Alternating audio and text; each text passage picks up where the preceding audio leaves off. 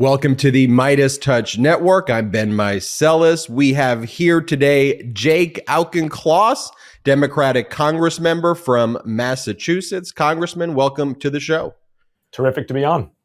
So we have Congress gearing up to return back from its August recess, and MAGA Republicans are already talking about their priorities, which, again, Hunter Biden, impeachment, and not funding our government. What are Democrats going to be doing about that? What are you going to be doing about that, Congressman? Well, first, what a difference a year makes. Let's rewind the clock. Last August, Democrats were investing in domestic manufacturing. We were funding science. We were passing the biggest, boldest climate action and clean energy investment in history to put our 2030 greenhouse gas emissions on track to be half of our 2005 greenhouse gas emissions, meet our Paris Accord commitments. We were empowering Medicare to negotiate drug prices, capping the cost of insulin for those who have diabetes. I mean, just a litany of victories for the American people, some of which were bipartisan. We reached across the aisle to get that stuff done as much as possible with GOP votes. Now let's look at the split screen. What's happening in 2023? Well, basically, the GOP wants to shut down the government because they're mad that Donald Trump has been indicted 91 times for conspiring against the Constitution. That's really what it boils down to. I mean, there's lots of hand waving and rhetoric, but at the end of the day, they're trying to protect Donald Trump and everything they do and say. And this is just one of the latest tactics. And so, Jake, looking at your background, Harvard undergrad, MIT, MBA in finance, you're a Marine vet, served in Afghanistan, helped the Colombian Special Forces, also trained the Panamanian Special Forces. You've done a lot of great work, and you take your job very seriously. As you're looking across to some of your colleagues, though, talking about things like not promoting top members in the military and defunding government and all of that, isn't it also just a lack of just unseriousness? And it's not to say that just because you went to great schools and you have great qualifications that means everything, but there's like a seriousness kind of gap here, I think, that I see. That's exactly it. It's well put. It's about the performers versus the policymakers. And what we are seeing in Washington around this government funding fight, for example, is it's not actually quite the right framing to say it's Republican versus Democrat, although that's how it'll be cast in the media. What it really is the MAGA extremists versus literally everyone else. I mean, the White House, Senate Republicans, Senate Democrats, House Democrats, even some House Republicans are all basically saying, wait a minute, we passed a deal in the spring. That was the debt limit deal. Speaker McCarthy and the president negotiated in good faith. And in the grand tradition of Washington compromise, it was kind of a deal that neither party loved, but was the best thing for the American people. And serious policymakers understood that, voted for it. But now you've got these MAGA extremists who really, the best term for them is nihilistic. They actually just don't care. They don't care if we can govern. They don't care if the government shuts down. And that's not my words. That's their words. Someone like Bob Good from Virginia has said that very clearly. What they care about is the cult of personality around Donald Trump. And they feed into that with their own rhetoric. And they respond to that in how they genuflect before his pronouncements. And, I think the problem, though, why it is portrayed, though, as Democrat versus Republican, though, is that the nihilistic MAGA Republicans are the ones kind of running the show. I mean, Kevin McCarthy, I'm not going to make you say it, but I will say that I think that he's, just being spineless to them. Oh, I'm happy to say that too, please.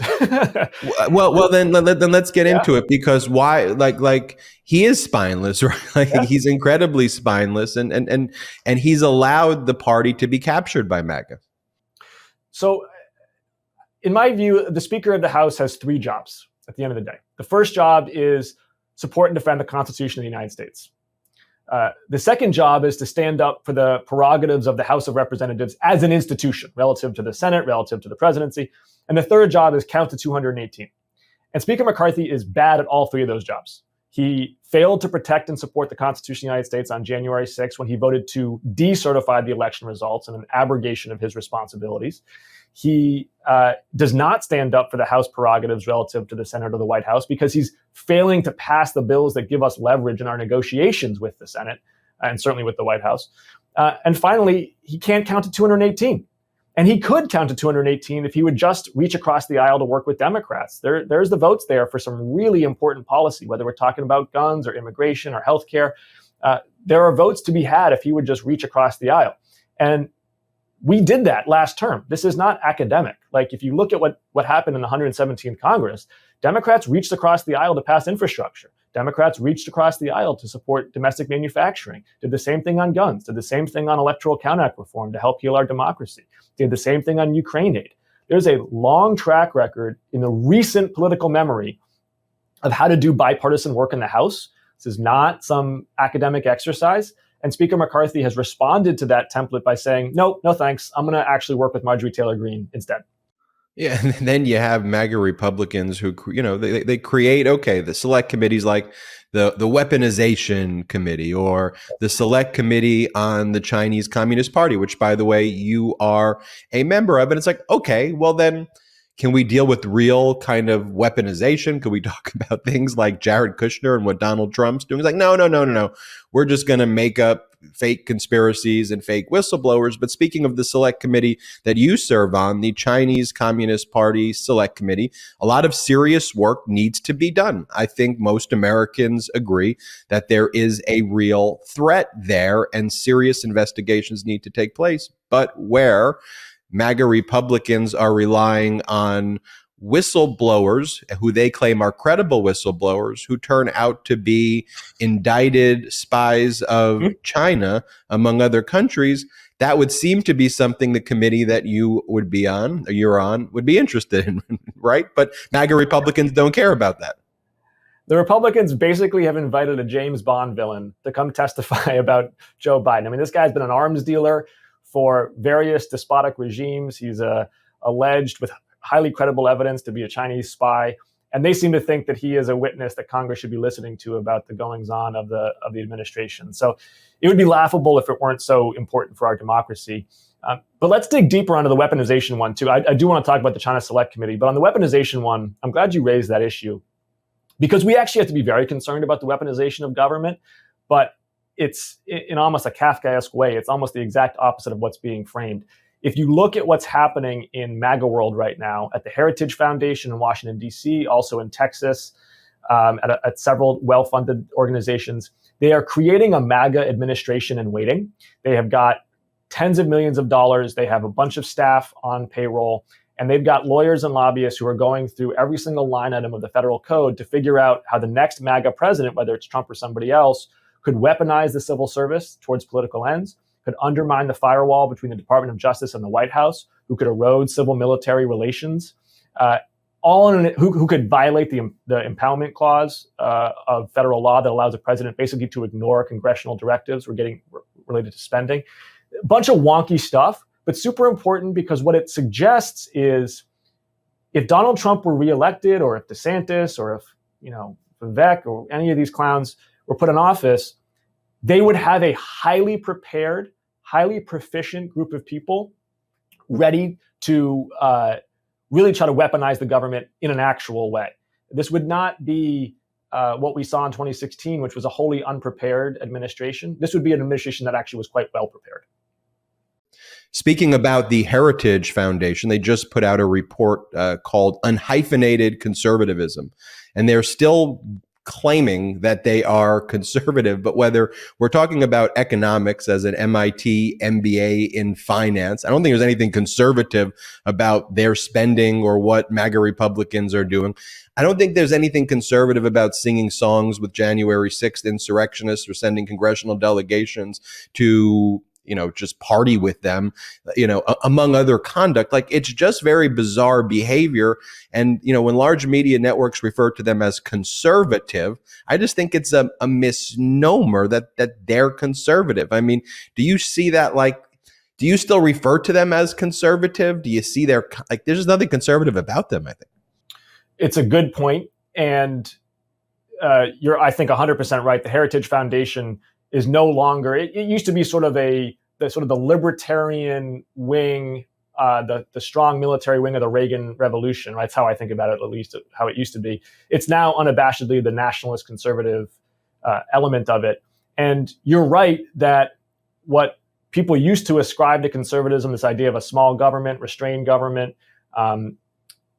strong military, it really actually doesn't capture the MAGA movement. The MAGA movement is best described by equating it to the ethno-nationalist European far-right parties that we see, where it really is about tapping into grievances much more tied to ethnic identity than it is to any specific economic agenda, or certainly into a national security agenda.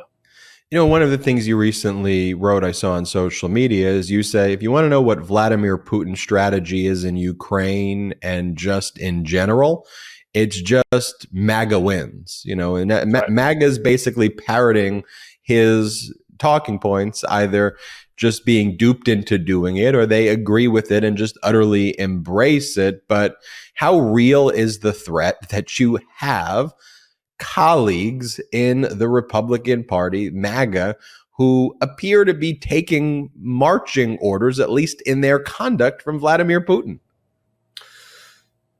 Just to frame the scale of the problem here, GOP presidential candidates who are opposed to further funding of Ukraine are polling at, I think, above 70% collectively. And no individual GOP presidential candidate who is in favor unabashedly of supporting Ukraine is polling above 5% individually.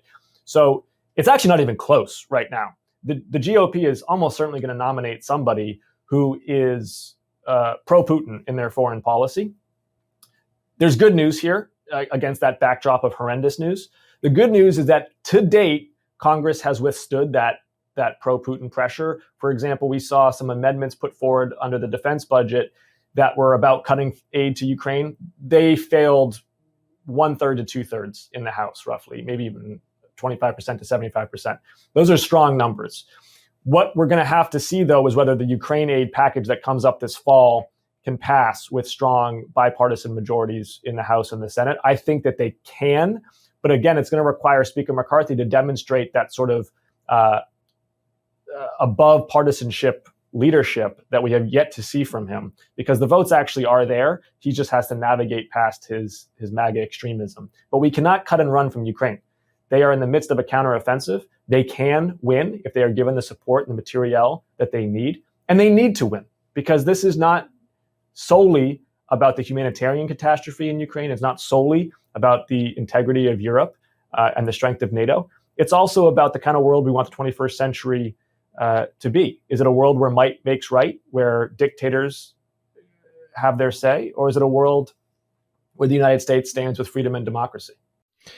We've seen some reporting on some breakthroughs through the first front line, and from what we've heard, the second line is a bit weaker than even the first line, and there have been some very positive signs, especially in the past few weeks and even in the past days. Good news coming in from certain credible national security assessments, unlike some of the other blue checks on Twitter or X or whatever you call it now, trying to push other narratives. And finally, if you can, Congressman, can you paint a picture for the American people? Say it's 2024 and Democrats are in charge of the House of Representatives. What do those priorities look like? What would you be, most supportive of if you were, if Democrats are in the majority? What, as opposed to hearing about kind of Hunter Biden every single day and impeaching President Biden and all of the fake whistleblowers here, what would Democrats be focused on? Lower costs and protecting fundamental rights in a single sentence. We have seen that Americans, the middle class, the working class, are being squeezed by higher costs. Now, real wages are going up. That is to say, nominal wage growth is outpacing nominal inflation, which is good news. But on healthcare, on childcare, on housing, there's just no way around it. We got a lot of work to do to ensure that people can have a stable, secure, middle-class life with the price tags that they see around them. So let me give some specific examples of things I'd be excited about. We made progress on drug prices last year. A lot more that we can do on out-of-pocket costs in particular. If a doctor prescribes you a drug that you need, you should not be facing out-of-pocket costs at the pharmacy counter for that. You pay premiums to your insurance company precisely for that moment, so that when you get sick and a doctor says, hey, this will make you better, you don't face further financial exposure for a cancer treatment or for a heart disease treatment. So we got work to do on out-of-pocket costs. Housing.